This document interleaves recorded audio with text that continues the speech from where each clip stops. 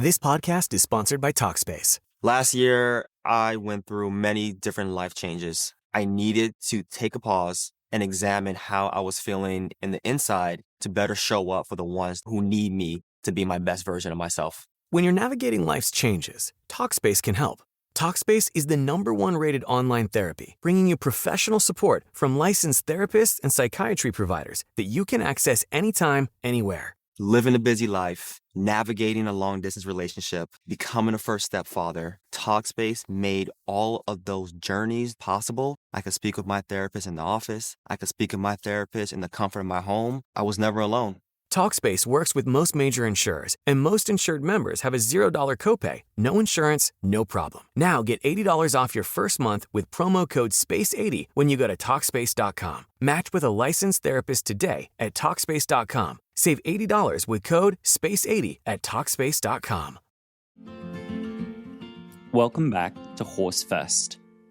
If you've been riding along this season, you'll know by now that this is not a show or a podcast about shortcuts or shiny answers. It's about mud on your boots honesty. It's about hay in your pocket reality. It's about looking a little closer at what's happening with the horse in front of us, even when the horse world would rather just keep things moving forward. Mid-season is where the deeper work starts to show, the easier stories fall away, and what's left is the real stuff. The habits we inherited, the pressures we didn't notice, the moments where slowing down is the most skilled thing we can do. So, if you've found yourself pausing more, listening harder, and questioning what used to feel normal, you're on the right track. I'm Lockie Phillips. This is Horse First. Let's keep going. The horse world has a bit of a teaching problem. And this podcast is about attempting to name the thing that many of us feel like we need to tiptoe around. That the horse world has a teaching problem. Not necessarily always a horse problem, not necessarily a technical competence problem with horses, but a teaching problem. And I think it's one of the main reasons people feel stuck, anxious, dependent, or quietly ashamed in equestrian environments that claim to be supportive. And let's be clear that this is not about every instructor. There are extraordinary teachers in the horse world. But I've noticed a culture-wide pattern that's just too common for me to ignore anymore.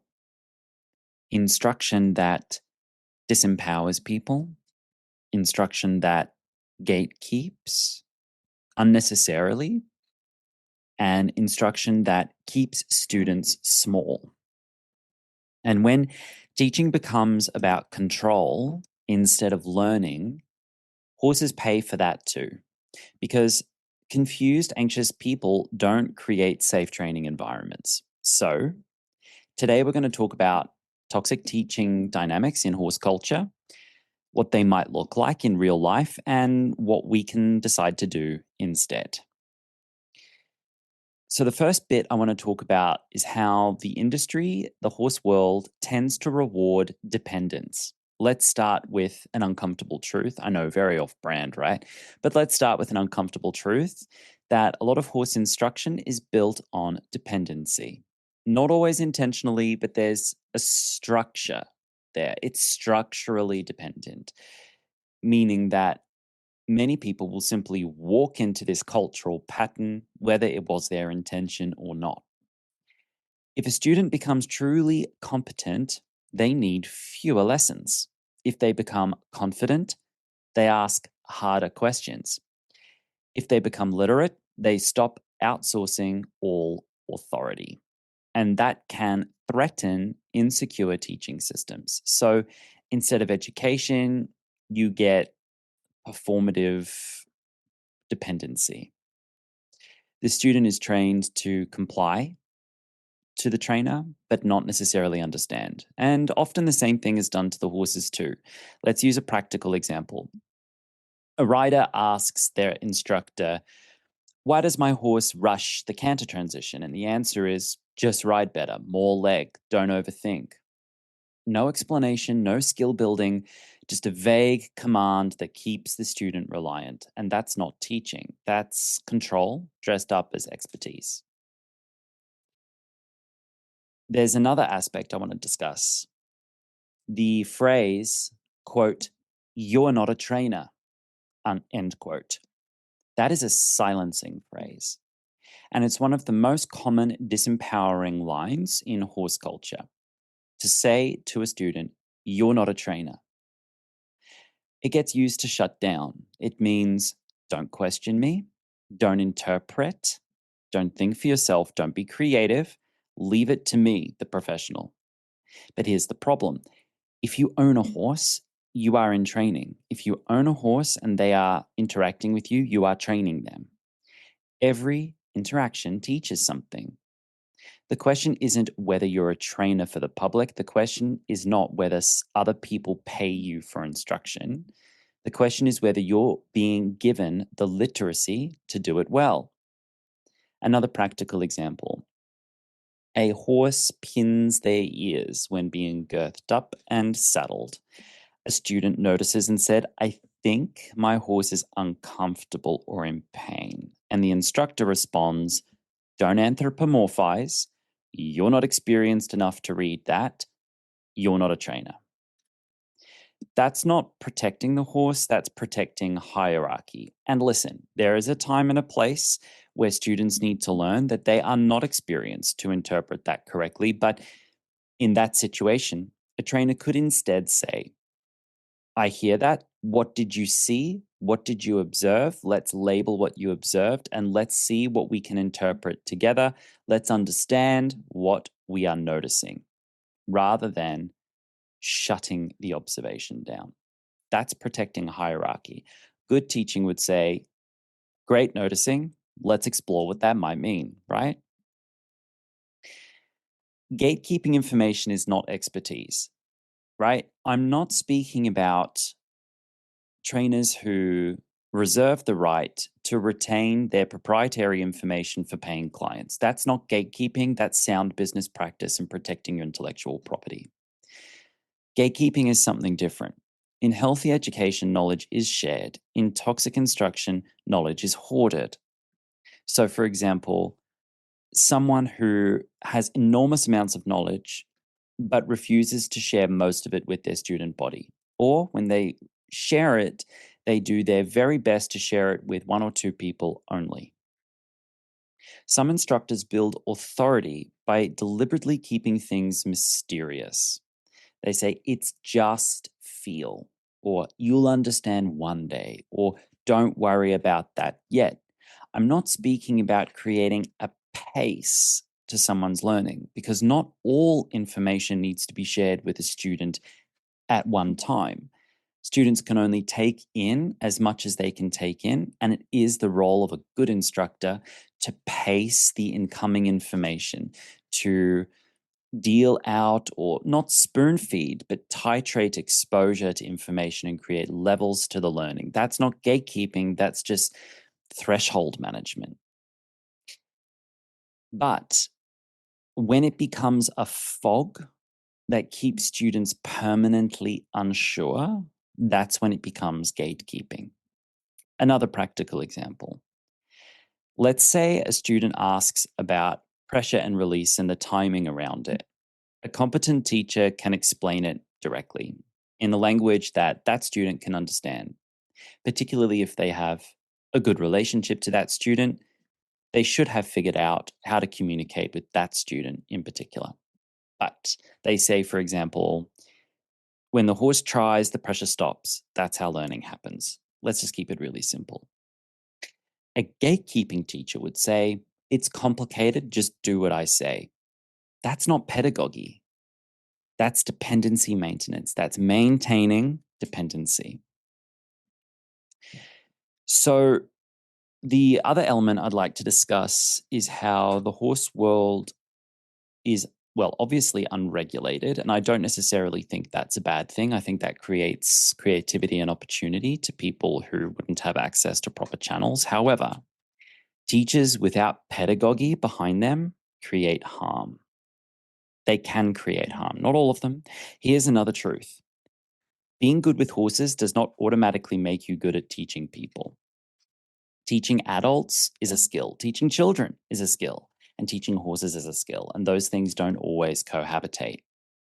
Teaching adults, because that's what I really focus on doing, I believe it requires emotional regulation, communication, structure, psychological safety, humor, and respect for learner autonomy. Horse world instruction often has, frankly, none of that in the training as a requirement. So instead, you will get instructors who shame students for not knowing, use intimidation as motivation, take questions personally, and treat discomfort as weakness. That's not rigor. That's not pedagogy. That's emotional immaturity from a position of authority. That's someone in a position of authority demonstrating emotional immaturity. The horses absorb the fallout and the clients absorb the fallout because anxious students ride tents. Anxious people handle horses less competently, and that creates a cycle of dependency maintenance, and it just keeps going round and round. Students who feel shamed freeze, and confused students will often escalate pressure on themselves and their horses indiscriminately. Which brings me to talk about how students should not take care of teachers. This is where I share a very, very personal example. I once had a student say to me, I want you to be happy that you chose me as a student. Can we hear that? Now, I am lucky and grateful and humbled, frankly, to be in a position right now, won't be forever, right now, when we're at the end of the calendar year, I sat down as I did last year with a 75-page PDF document of applications from people who would like to be students of me and my team. And we sat down and looked very carefully and conscientiously at these applications and drafted groups that we call mentorship groups. My mentorship groups are 12-month containers where I focus on supporting, guiding, teaching, and getting to know these people across a 12-month period. So I am in a position where I choose my students. And one of these people that I chose said, I want you to be happy that you chose me as a student. This sentence told me everything about what we needed to do first together as a student and a teacher. Because this student honestly let me know after some safety buildings and some gentle coaxing, because I could feel that there was something underneath the surface that was blocking us from moving forward in a healthy way. So sort of coaxed that sentence out until they felt safe enough to say it. And what that sentence says, I want you to be happy that you chose me as a student. That's a student trying to manage my emotions. And my response was immediately, I do not need you to take care of my feelings. And then I said, this might sound harsh, but this is how I am. I'm kind-hearted, but I'm not nice. I said, I do not need you to take care of my feelings. I have a mother. I was raised, and she was fantastic. I have friends.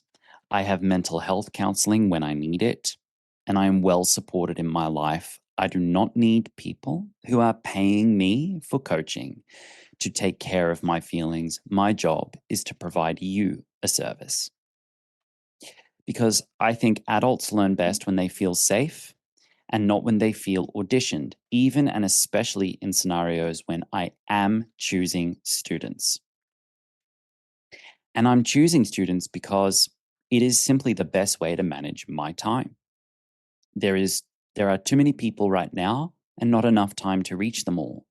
So I have to be discerning, where am I going to spend my time and my energy to reach the maximum possible positive impact for the horse world and for communities that are asking me for assistance. That's discernment, and that's time management, and that's not auditioning people or trying to exclude people. And I do not need students feeling like they must earn my emotional approval. I say to them at the top of the year, I looked at names and I said yes to you, and everything else we do this year comes after that. I do not believe good instructors require any emotional caretaking from their student body. They provide steadiness. We create room. We create a container for students to grow beyond us. That is the job. That is the job. To allow our students to grow beyond us, not to keep them underneath us. So here's the solution. If you believe you are in a toxic power dynamic with your instructor, here's a solution I'd like you all to consider, and allow me not to mince words and say it plainly. Stop paying for people who make you smaller. Stop paying for disempowerment. Stop paying people who won't explain. And stop paying people who won't explain why they won't explain. For example, there are several things that I won't explain right now, but I will tell you why I won't explain those right now. I say we need to focus on this, but not that. That's a few steps ahead, or that's tangential. That's ancillary to what we are focusing on in this moment. Let's stay focused on this, and that can lead to this other discussion later. So stop paying people who won't explain, period. And stop paying people who punish your questions. Stop paying people who keep the system mystical so that you stay dependent. Let us find instructors who want you to understand, not obey, who welcome questions without welcome questions while still making sure there is space for you to think for yourself, and even demand that you think for yourself. Find instructors who can explain learning clearly. Find instructors who don't use shame as a tool. Find instructors who take care of their own nervous system and mental and physical health. And find instructors who create psychological safety for adults and don't step into parameters, even when you invite them, of childlike dependency. Oh, just tell me what to do. No. Psychological safety for adults means we come in on our own 2 feet as adults to a learning partnership. I believe good teachers want you to leave with more agency than you arrived with. That's the point, and that's the job. So, I think to be horse first automatically requires us to be human first, and that requires better teaching. If the horse world wants better outcomes, we need better education, not louder methods and not more hierarchy, just better pedagogy. Because horses don't benefit from people who feel incompetent. They benefit from people who feel and are literate, calm, and empowered. So here's a question I'd like to leave us all with, as per usual. Does your instructor make you feel or be more capable or more dependent? Because your learning matters. And so does the horse standing in the middle of all of it.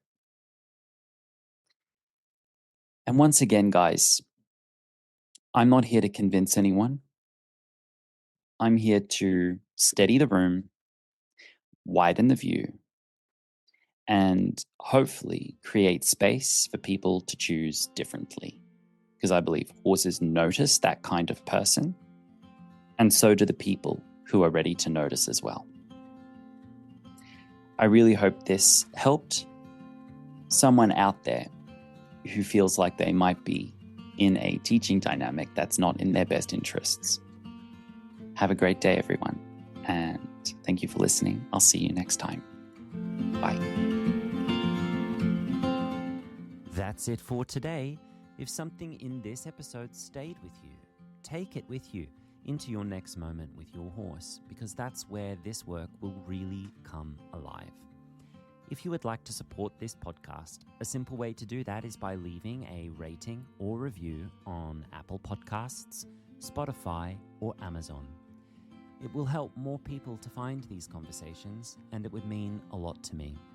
Horse First with Lockie Phillips is distributed by the Believe Audio and Video Network. And just a gentle reminder, the content of this show is for informational and entertainment purposes only. The opinions expressed are those of the host and guests and are not a substitute for professional, veterinary, or medical advice. I'm Lockie Phillips. Thank you for being here.